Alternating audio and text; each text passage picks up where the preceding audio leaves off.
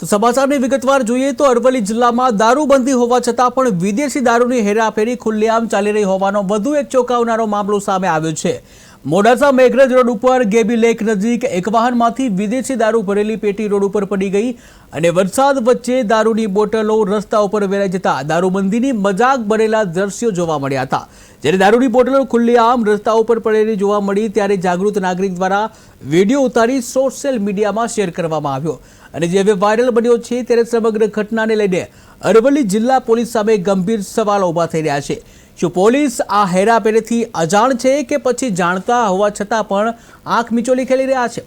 પ્રાપ્ત વિગતો અનુસાર સાયરા તરફથી દારૂ ભરેલ આવતા એક વાહનમાં જે પેકેજ ખુલી જતા દારૂ રોડ ઉપર વેરાઈ ગયો હતો અને જે સ્થળ ઉપર દારૂની ઘણી બોટલો ફાટી ગઈ હતી અને રસ્તો દારૂના પાણીથી ભીંજાઈ ગયો હતો।